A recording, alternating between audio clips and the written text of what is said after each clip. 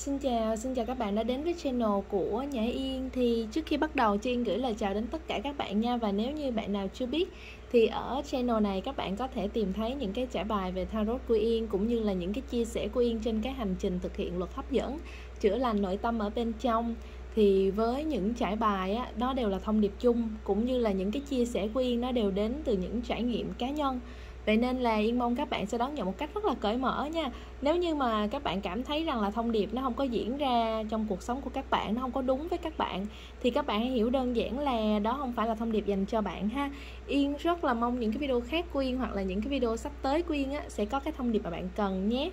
Và nếu như các bạn muốn Yên làm về trải bài gì hoặc là nội dung gì thì các bạn đừng có ngại mà bình luận ở bên dưới nha. Yên sẽ đọc và tổng hợp lại để làm những cái trải bài phù hợp với các bạn, hoặc là những cái video mà các bạn mong muốn. Và nếu như các bạn muốn liên hệ với Yên thì ở phần mô tả của video á, bên dưới cái tiêu đề các bạn bấm xem thêm sẽ có một cái link, thì trong đó Yên có để đầy đủ những cái thông tin để các bạn có thể liên hệ được với Yên nha. Rồi bây giờ chúng ta sẽ đến với trải bài của ngày hôm nay ha. Trải bài của ngày hôm nay là một trải bài tiếp tục dành cho tháng 7, và lần này là về tình yêu. Thì để xem cái thông điệp mà các bạn cần lắng nghe trong khía cạnh tình cảm, tình yêu của mình ở tháng 7 này là gì, các bạn hãy đón nhận cởi mở nha, bởi vì đây là thông điệp chung. Và bây giờ Yên sẽ quay để cho các bạn chọn tụ ha. Rồi ở đây có 3 tụ bài nha. Các bạn hãy nghĩ đến chủ đề của trải bài ngày hôm nay, đó là thông điệp tình yêu cho tháng 7. Điều gì bạn cần biết trong tình yêu ở tháng 7 này? Chọn cho mình một tụ nha. Thứ tự là 1 nè, 2 và 3. Ok, bây giờ Yên sẽ bắt đầu với tụ đầu tiên ha. Xin chào các bạn đã chọn cái tụ bài đầu tiên này để xem là thông điệp tình cảm dành cho các bạn ở trong tháng 7 là gì nha. Và nếu các bạn muốn Yên làm về trải bài gì thì các bạn đừng ngại bình luận ở bên dưới nha, để Yên sẽ tổng hợp lại và làm những cái trải bài phù hợp với các bạn, hoặc là chia sẻ những cái thông điệp mà các bạn quan tâm.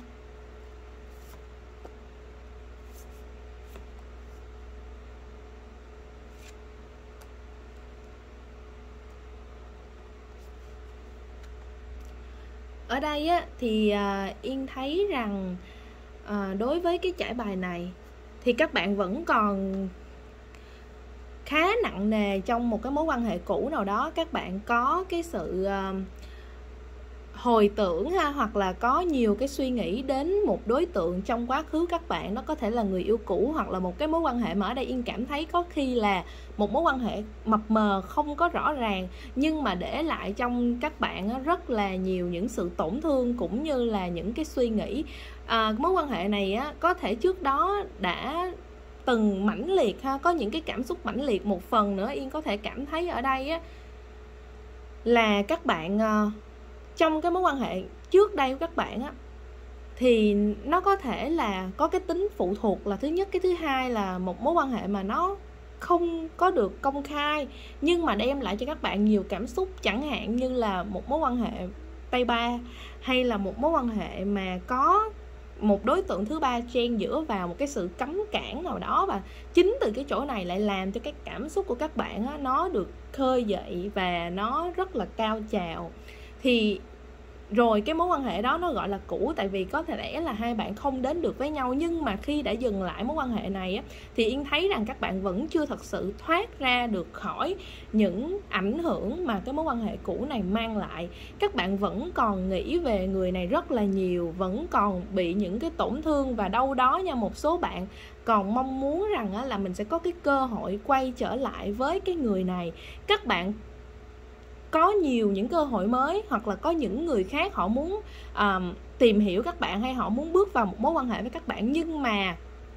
các bạn vẫn bị phân vân, vẫn bị lừng khừng, tại vì các bạn còn cái tình cảm với cái người cũ này. Nhưng mà Yên có một cái cảm giác rằng cái mối quan hệ cũ này nó khá là độc hại, tại vì nó có cái tính phụ thuộc rất là nhiều, và nó làm cho các bạn bị dây dứt. Tức là khi mà các bạn quen thì nó không đi đến đâu hết, nó có nhiều rào cản, và nó lại làm cho cái cảm xúc của các bạn lúc lên lúc xuống, lúc on lúc off. Rồi cái người này khi mà họ nhắn tin thì các bạn vui, mà khi họ không liên hệ thì các bạn buồn, hoặc là họ có thể chi phối đến cái cảm xúc trong ngày của các bạn luôn. Thì ở đây Yên thấy rằng có một cái sự phụ thuộc rất là nặng nề trong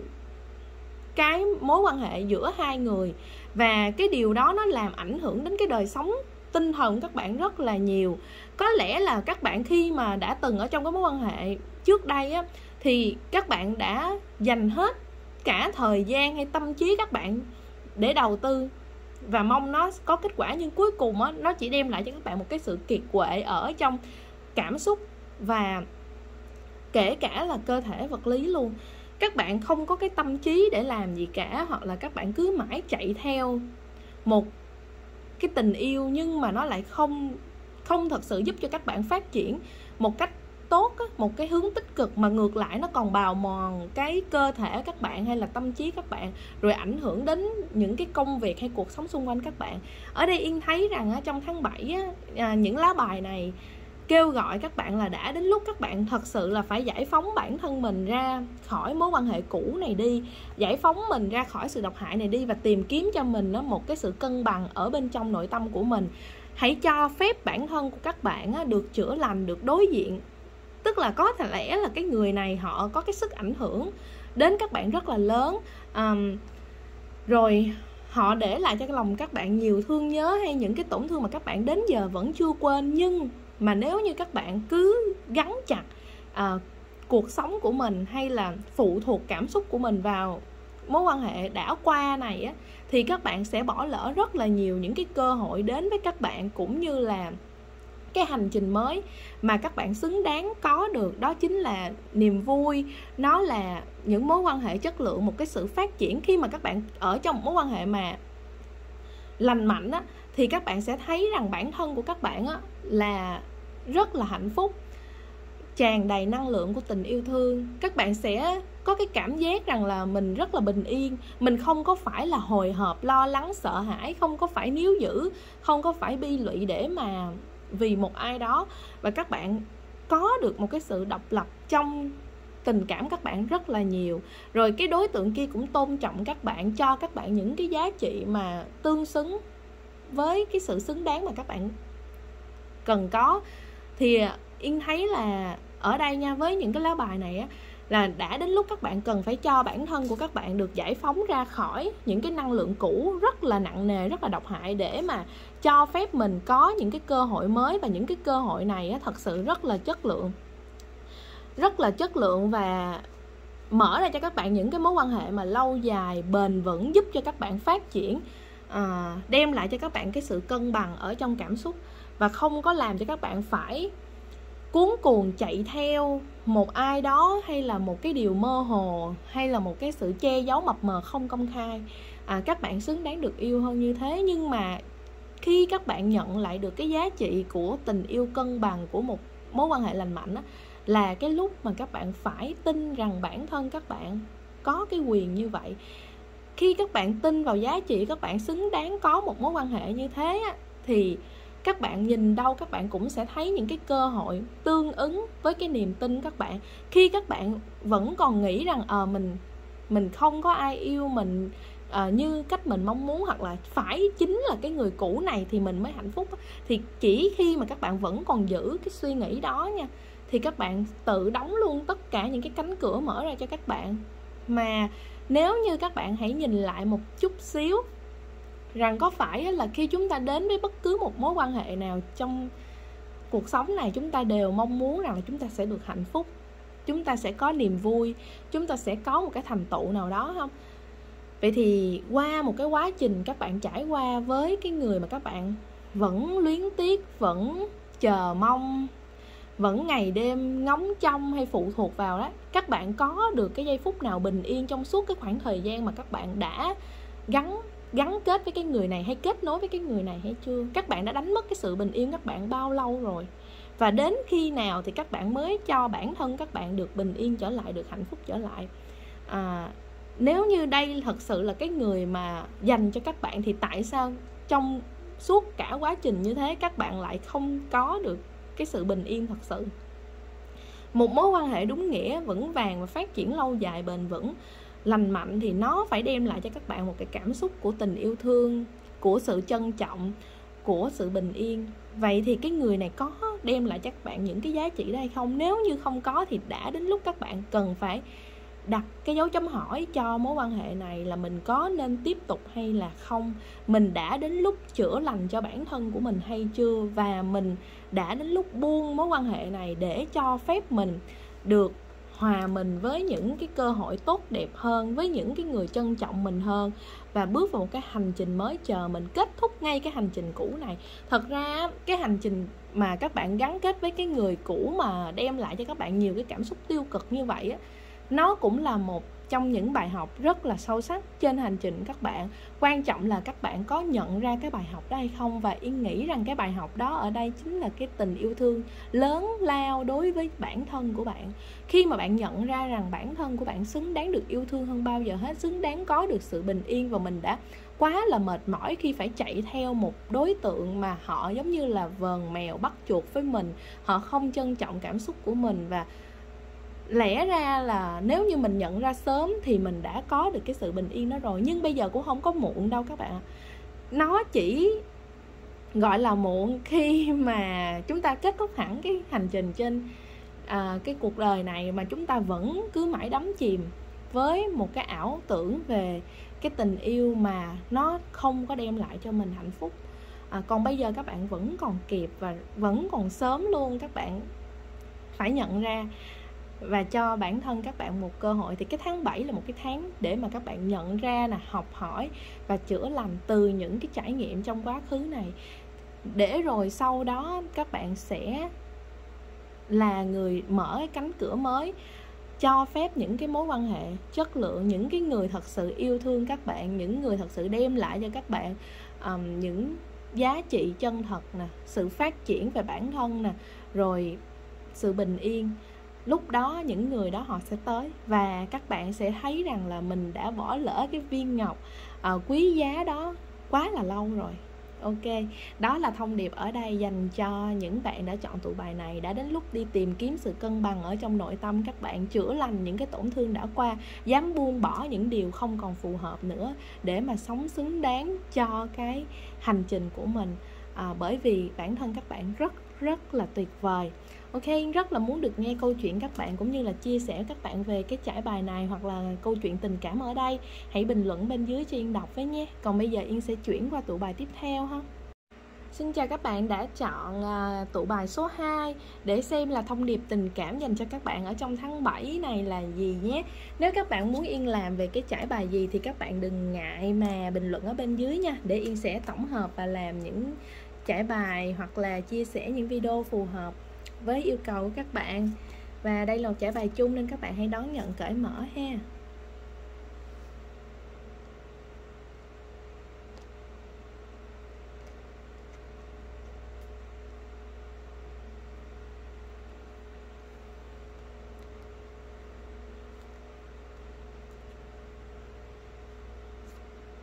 Ở đây á, thì Yên thấy rằng là những cái bạn tụ số 2 này thì nếu mà bạn nào đang độc thân thì trong tháng 7 này các bạn hãy cứ lắng nghe sự mách bảo về trực giác của mình. Đừng để cho cái lý trí của mình quá đa nghi mà mình chặn hết tất cả những cái cơ hội mà vũ trụ đem đến cho mình, để mà mình có một cái tình yêu mới, một cái tình yêu hạnh phúc. Nếu như bạn nào mà đang trong một mối quan hệ tình cảm thì ở đây Yên thấy cũng tương tự như vậy. Các bạn có đang quá đa nghi hay không? Có đang quá lo lắng và các bạn hướng tâm trí của các bạn đến những cái suy nghĩ tiêu cực hay là không, để mà nó ảnh hưởng đến mối quan hệ hiện tại các bạn. Vậy thì bây giờ trong cái tháng 7 này ha, tóm chung lại cái thông điệp ở đây là hãy bớt đa nghi lại. Các bạn có lẽ là đã nghe quá nhiều những cái tin tức tiêu cực, hay là đọc những cái trang mạng xã hội, những cái bài đăng về đánh ghen hay là người thứ ba, hoặc là các bạn bị ảnh hưởng bởi những cái câu chuyện xung quanh, hay những cái câu chuyện mà mình đã từng biết, từng trải qua, thì các bạn đã để cho những cái luồng thông tin bên ngoài đó ảnh hưởng khá là nhiều đến cái mối quan hệ hiện tại các bạn, dù rằng là các bạn đang có một mối quan hệ nào đó, hoặc là sắp tới nếu bạn nào độc thân thì các bạn sẽ có cơ hội nha, gặp gỡ nói chuyện với những cái người mới, nhưng mà vì cái tính dè dặt đa nghi các bạn á, thì nó sẽ làm cho các bạn cản trở rất là nhiều trong cái việc là cởi mở lòng ra với những cái người đến với mình, những cái người yêu mình thật sự. Ở đây Yên thấy rằng cái chuyện tình cảm các bạn trong tháng 7 khá là tốt không, khá là ổn, mọi thứ rất là ok nè. Đây nè, nó rất là an toàn để mà trao đi cái tình yêu của mình.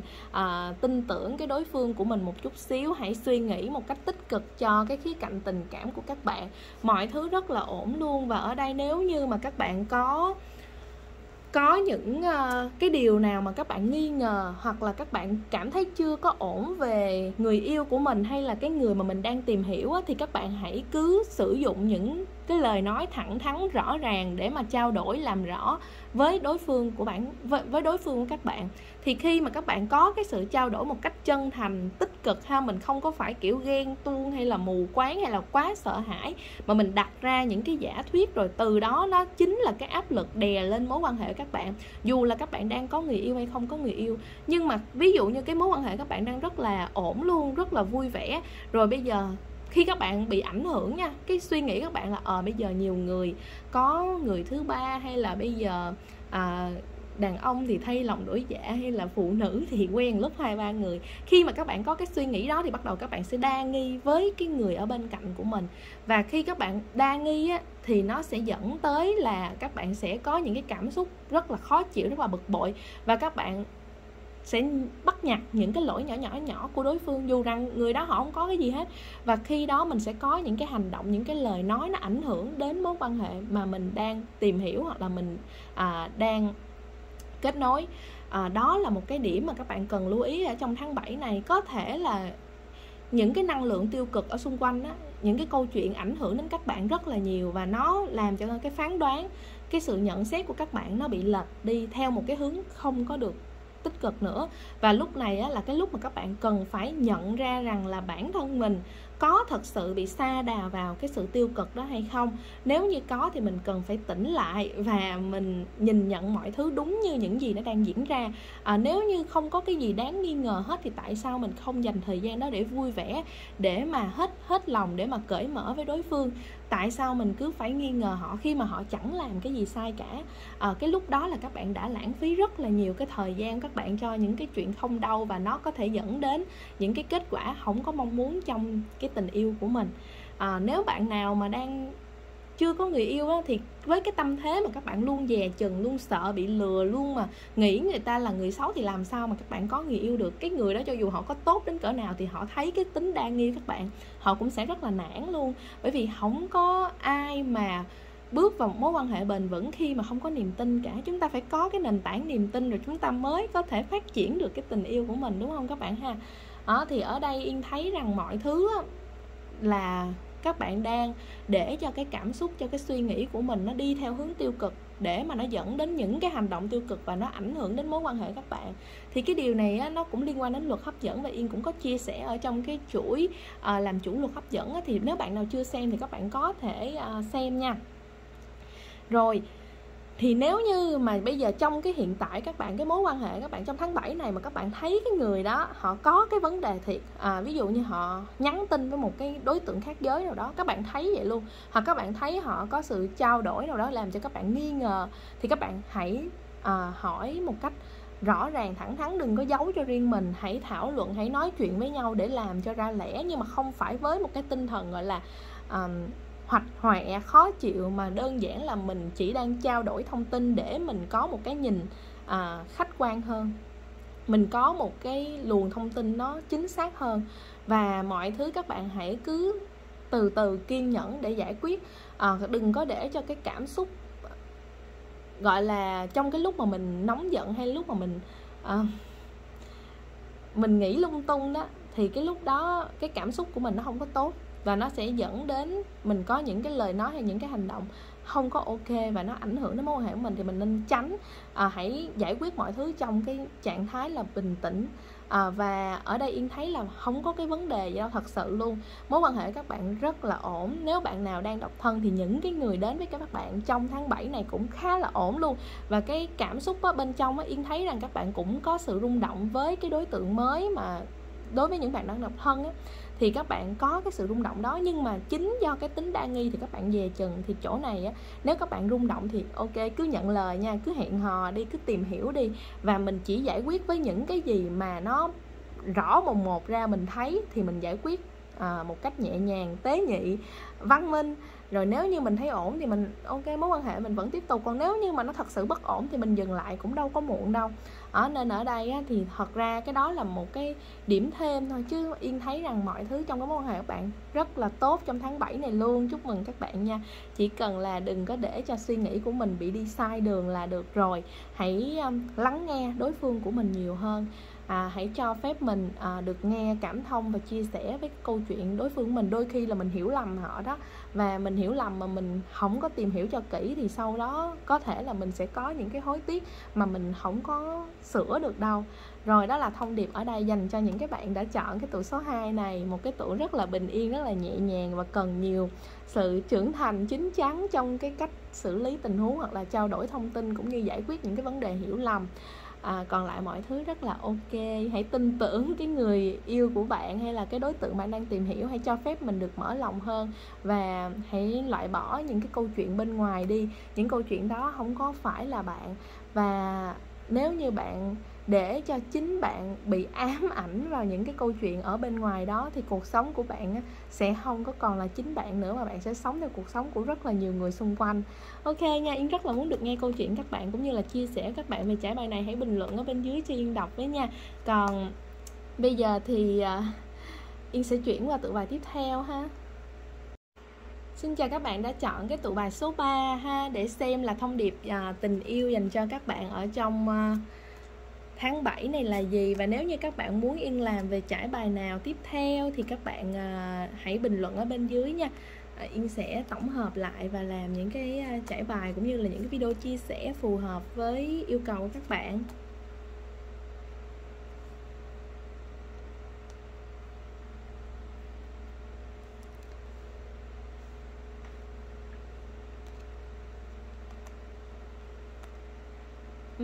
Ở đây thì Yên thấy rằng những cái bạn chọn tụ số 3 này, các bạn đang đứng trước một cái quyết định nào đó, có thể là một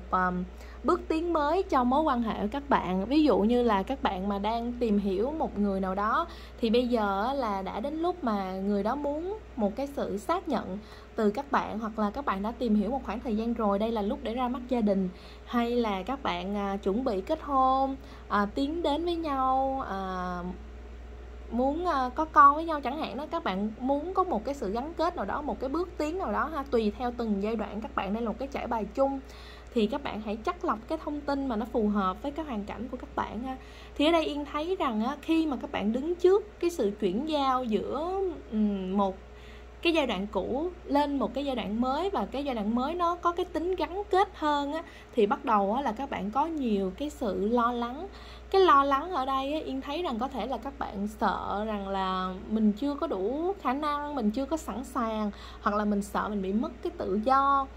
Các bạn có quá nhiều cái sự lo lắng và phân vân khi đứng trước cái nấc thang chuyển giao ở cái mối quan hệ tình yêu của mình.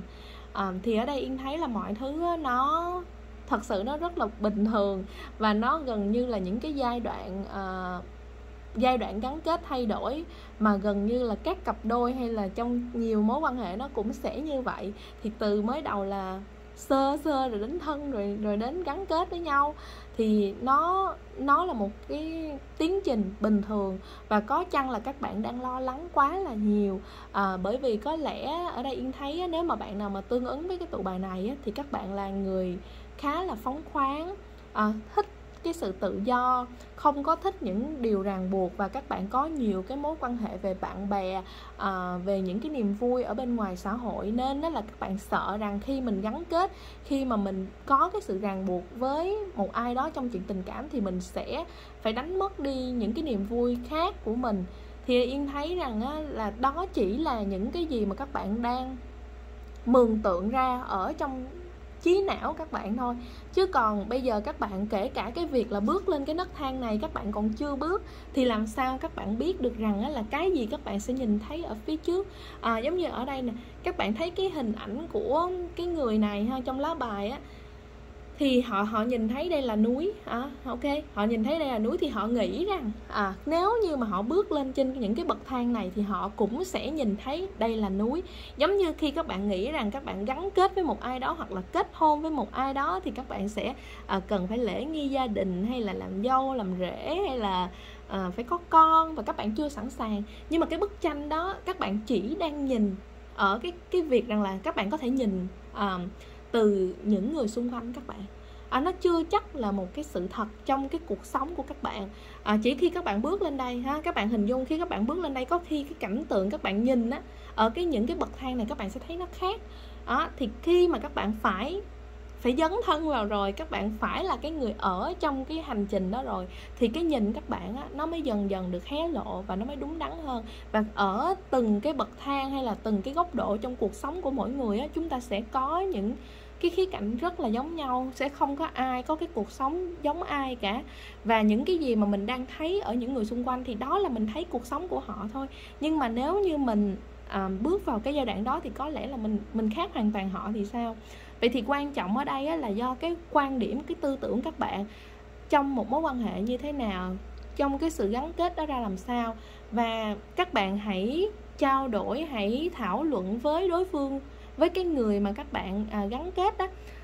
về những cái tư duy, về quan điểm các bạn. Ngay khi mà các bạn tìm hiểu á, thì Yên tin chắc rằng các bạn cũng phần nào nắm được rằng mình có phù hợp với cái cách sống của cái người kia hay không, người kia có phù hợp với cái con đường, với cái định hướng của mình trong cái gia đình hay không. Thì ngay cái chỗ này các bạn cũng đã biết được rồi. Thì các bạn cần phải chân thật với chính bản thân các bạn á, là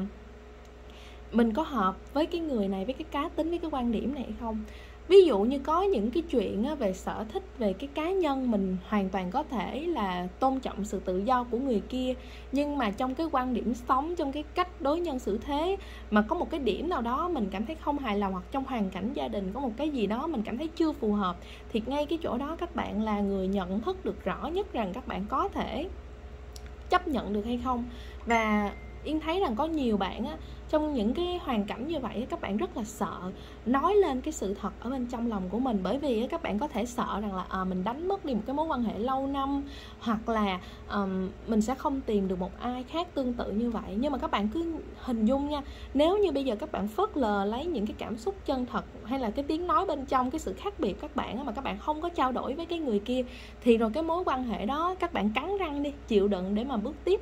Rồi sau này các bạn có chắc rằng nó sẽ bền vững lâu dài hay không? Vậy thì các bạn nghĩ rằng là mình sẽ đánh mất một cái gì đó mình đã từng gắn bó, đã từng trải qua,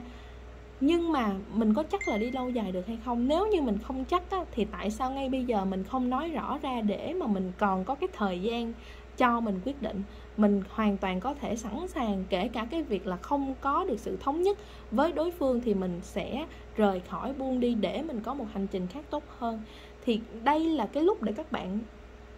nhìn kỹ, nhìn rõ vào chính nội tâm của các bạn, cũng như là đánh giá lại cái mối quan hệ mà các bạn đang có và đưa ra cái quyết định đúng đắn cho cái hành trình các bạn nhất. Chỉ có các bạn mới cảm nhận được rõ thôi, và các bạn đừng để bị ảnh hưởng bởi góc nhìn của người khác qua câu chuyện của mình. Rồi khi mà các bạn đã giải quyết được về cái vấn đề nội tâm rồi, có cái gì cần trao đổi, nói, giải quyết, thảo luận với nhau, và mình đưa ra cái kết luận là mình sẽ gắn bó hay là nên rời đi. Dù rằng cái hướng nào á, thì lúc mà các bạn đã rõ ràng về bản thân các bạn rồi á, thì Yên tin chắc rằng là bước tiếp hay rời đi nó cũng là cái quyết định đúng đắn trên cái hành trình các bạn, và sẽ đem lại cho các bạn hạnh phúc. Bởi vì các bạn biết rằng đâu là điều làm cho các bạn hạnh phúc, và giá trị nào là cái giá trị đem lại bình yên cho các bạn, phải không nè? Khi mà các bạn đã rõ ràng rồi á, thì ok, mọi thứ nó thật sự là cởi mở, và các bạn hãy cứ đi theo cái dòng chảy đó, hãy cứ nghe theo cái sự mách bảo, bước theo cái hành trình của mình. Giống như ở đây nè, nếu mình đứng hoài thì mình không có một cái sự phát triển nào cả. Nhưng khi mình đã hiểu rõ, mình thấu suốt bản thân mình muốn gì, cần gì, đối phương như thế nào, mình chấp nhận được hay không, buồn vui gì đó mình có sẵn sàng để đối diện hay không, thì lúc đó mình bước từng bước, thì lúc đó hành trình mình nó mở ra, và những cái gì mình thấy nó sẽ rất là khác. Mình sẽ dấn thân cho cái hành trình của mình, chứ không phải rằng là mình sẽ cắt đứt cái hành trình của mình bởi vì những cái câu chuyện của người khác đã đi trước. Ok, thì khi Yên thấy ở đây á, nếu như các bạn trên cái tinh thần rõ ràng về bản thân các bạn và cởi mở trước những cái sự lựa chọn, mình không có sợ lựa chọn A hay lựa chọn B, lựa chọn nào cũng tốt cả, quan trọng rằng mình biết là nó phù hợp với mình, nó làm cho mình hạnh phúc, thì đó là lựa chọn tốt nhất. Thì ngay cái lúc đó các bạn sẽ có thể xuôi theo dòng và mọi thứ nó sẽ rất là thuận lợi, rất là hanh thông. Ok, đó là cái thông điệp dành cho các bạn ở trong cái trải bài này. Tháng 7 là một cái tháng để các bạn đưa ra quyết định, nhìn lại về bản thân của mình, hành trình của mình đã đi qua để mà có những cái sự lựa chọn đúng đắn. Yên mong rằng là các bạn sẽ có một cái tháng 7 thật là tuyệt vời, và Yên rất là muốn được nghe câu chuyện các bạn cũng như là chia sẻ về cái tình cảm, tình yêu của các bạn. Hãy bình luận ở bên dưới cho Yên đọc với nha. Còn bây giờ thì một lần nữa cảm ơn các bạn đã xem, và chào tạm biệt, hẹn gặp lại nha, bye bye.